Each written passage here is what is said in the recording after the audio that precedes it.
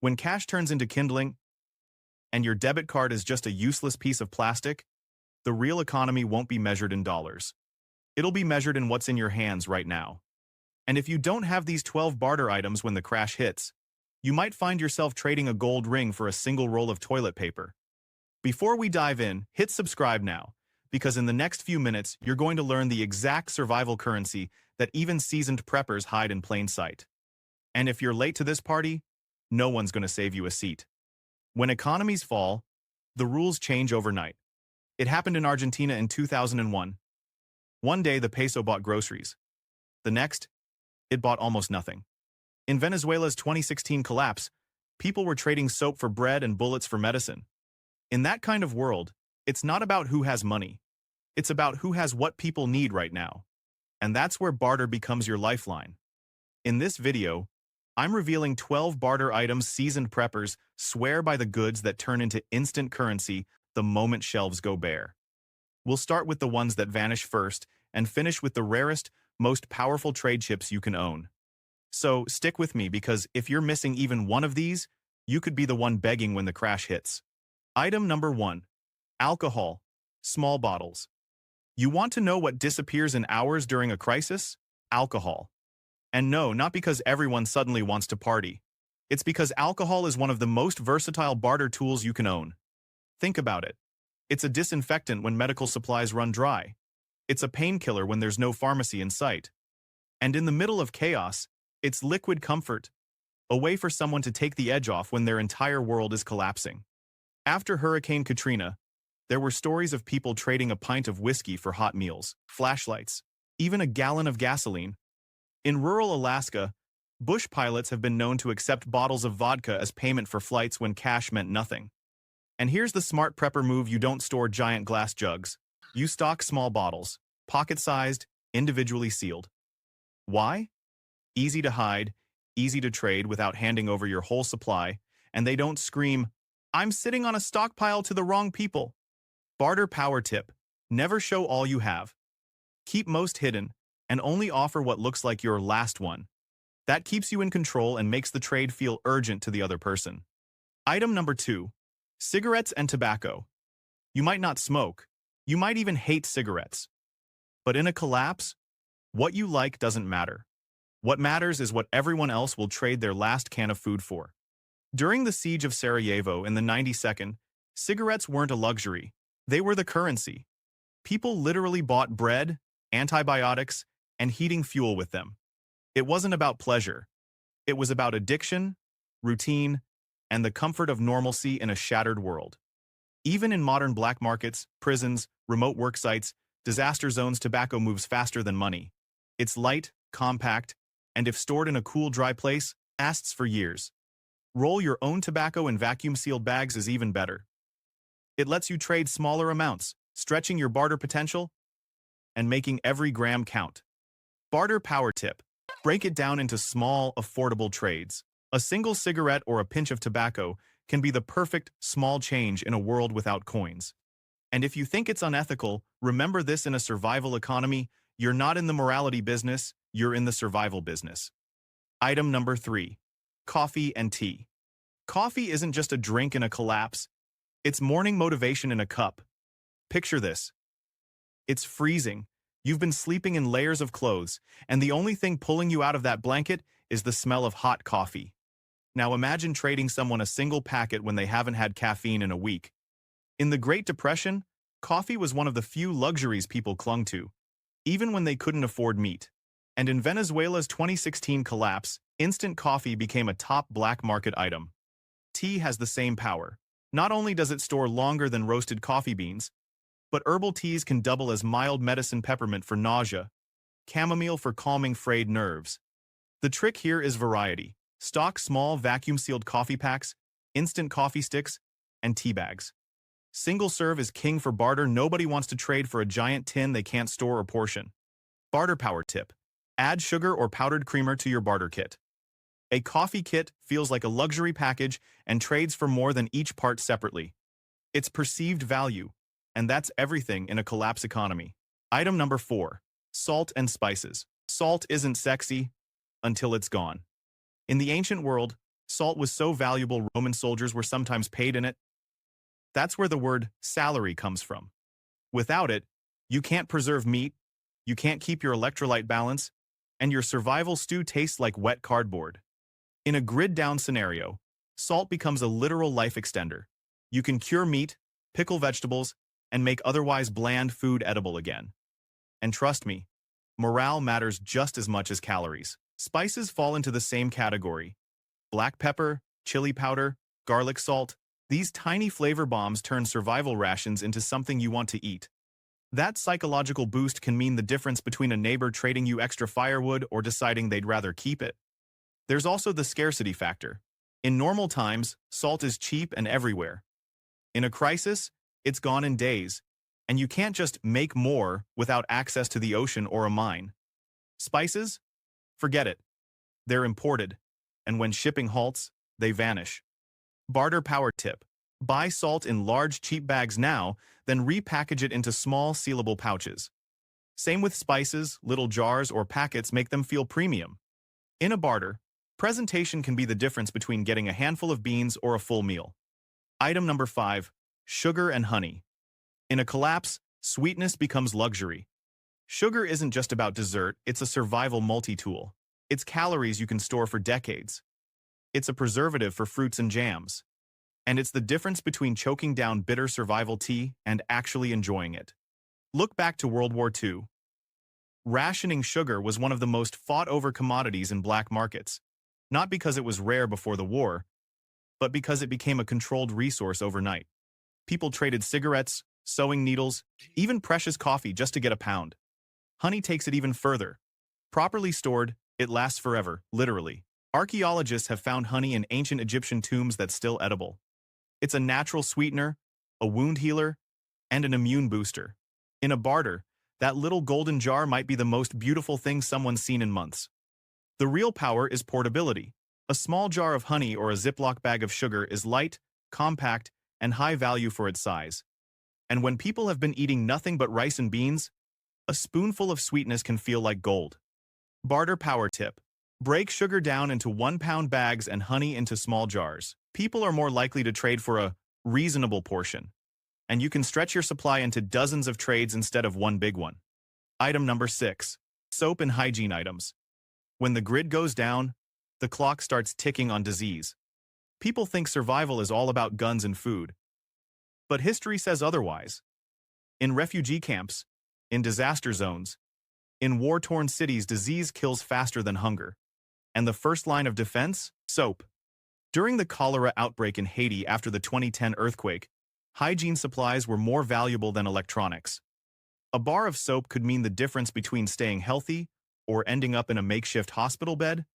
And it's not just soap, toothpaste, toothbrushes, feminine hygiene products, and even disposable razors turn into instant barter currency. Nobody's thinking about stocking them before the shelves empty. But a week later, people will pay in food or fuel just to feel clean again. There's also a morale factor. In a crisis, days blend together. Stress builds, and feeling filthy makes everything worse. A fresh shower, a clean shave, brushing your teeth, it's a mental reset. That kind of emotional lift is worth trading real resources for. The beauty here is that hygiene items are dirt cheap now. You can buy 100 hotel-sized soaps for the price of a fast food meal. Toothbrush multi-packs? Under $10. Tampons and pads? Shelf-stable for years if stored dry. And all of it fits into a small tote in your closet. Barter power tip. Go for individually packaged items. One sealed bar of soap is safer to trade than a half-used bottle of body wash. People trust sealed goods in a crisis, and trust is the foundation of barter. Item number 7. Batteries. AA and AAA. When the lights go out for good, the world changes instantly. Suddenly, every piece of battery-powered gear you own becomes your lifeline. Flashlights, radios, headlamps, walkie-talkies. Without power, they're useless.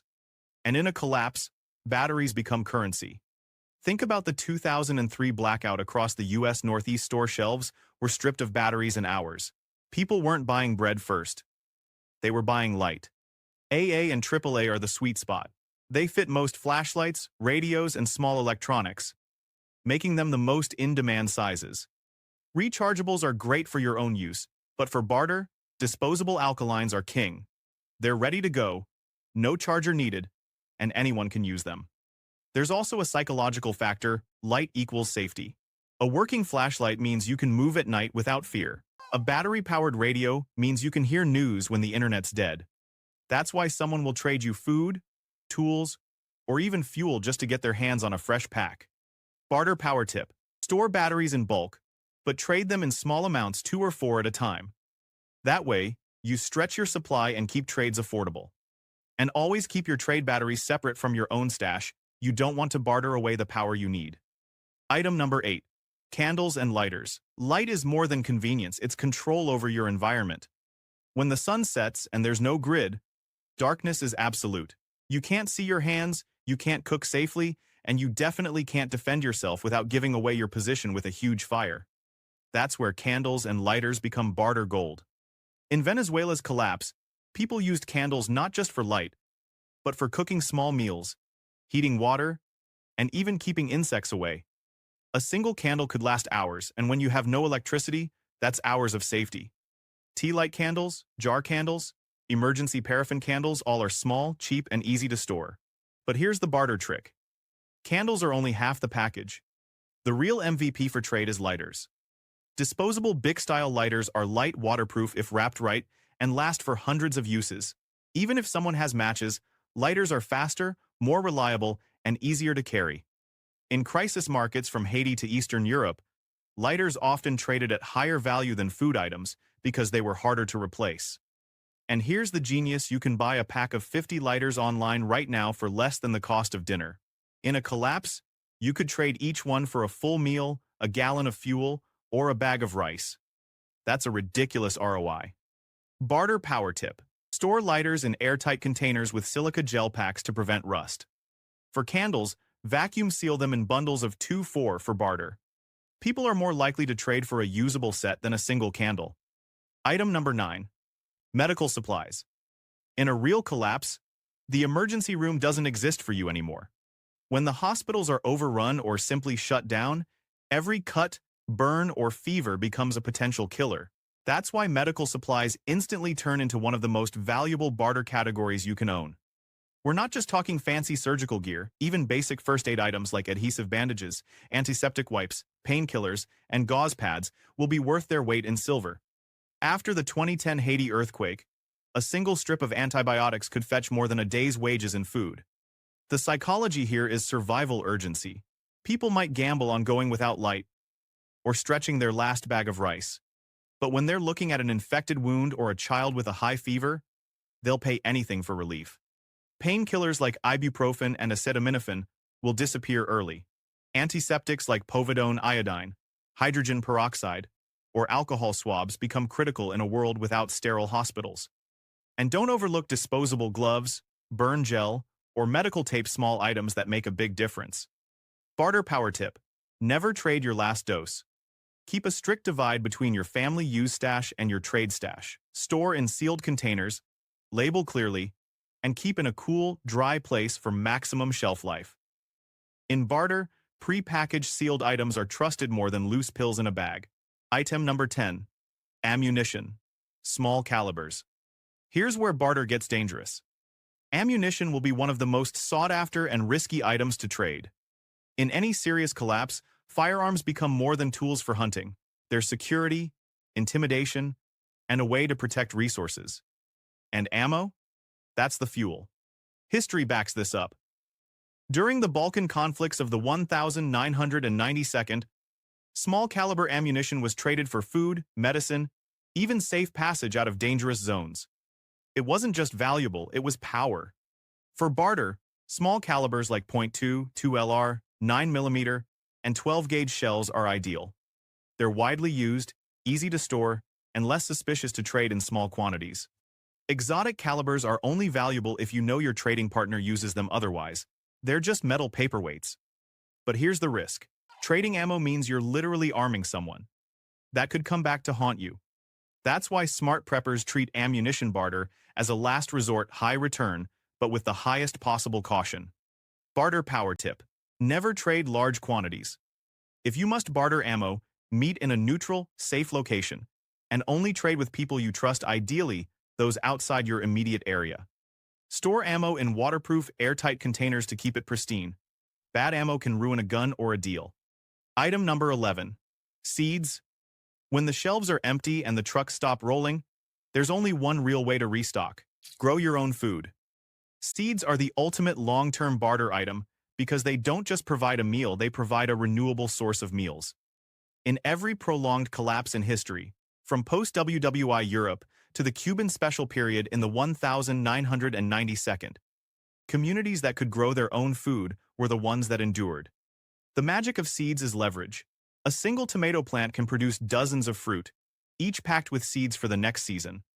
Trade someone a handful of seeds today, and they could feed themselves for years. That's long-term survival currency. Focus on non-hybrid, non-GMO heirloom seeds, the kind you can plant, harvest, and replant without losing quality. Store them in airtight, moisture-proof containers and keep them cool and dark. Properly stored, seeds can last years. And here's the thing, most people won't think about seeds until the second or third month of a collapse, when their food stores are running out. That's when the barter value spikes, and you hold the cards. Barter power tip. Offer seeds as part of a starter kit, a mix of fast-growing veggies like lettuce and radishes, plus calorie-heavy crops like beans or potatoes. Packaging them as a ready-to-grow set increases perceived value and makes the trade feel complete. Item number 12. Hard candy and comfort foods. It might sound trivial, but in survival psychology, morale is everything. A tin of peppermints, a chocolate bar, a pack of gummy bears. In a crisis, these aren't snacks. They're a break from fear, a taste of normal life when nothing feels normal. And people will trade heavily for that escape. During World War II, U.S. soldiers carried chocolate not just for quick calories, but to boost spirits, their own and the locals. In modern disaster zones, aid workers have reported candy as one of the first things requested by children and adults. Hard candy stores for years, without refrigeration, doesn't need cooking, and comes in individually wrapped pieces, perfect for portion control and barter. Chocolate is trickier because of melting, but vacuum-sealed bars stored in a cool space can last far longer than most people think. Comfort foods also act as social currency. Sharing a small sweet in the middle of hardship builds goodwill, and goodwill can lead to alliances, which is worth more than any single trade. Barter power tip. Focus on candies with strong flavors and long shelf lives. Mints, fruit drops, jawbreakers. Repackage bulk buys into small pouches or jars for trade. A little treat is often easier to barter than a large stash, and you can make multiple trades from a single bag. When the crash comes, it won't matter how many zeros are in your bank account. It'll matter what's in your hands, your shelves, and your hidden stash. The 12 barter items we just covered aren't luxuries. They're survival currency. They're the difference between begging and bargaining, between being desperate and being in control. Remember this. The moment panic hits, these items vanish. You won't find them in stores, you won't get them shipped to your door, and you definitely won't get them cheap. The only time to prepare is before the shelves go bare. So here's your mission. Start building your barter kit now. Not next week. Not when you get around to it. Today. Because when everything collapses, the people who prepared early won't just survive, they'll thrive. If this list opened your eyes, hit subscribe and turn on notifications, because my next video covers 10 overlooked barter items no one talks about, but could be worth more than gold when the grid goes down. Stay sharp, stay ready. And remember, in the next crisis, it's not money that talks, it's trade.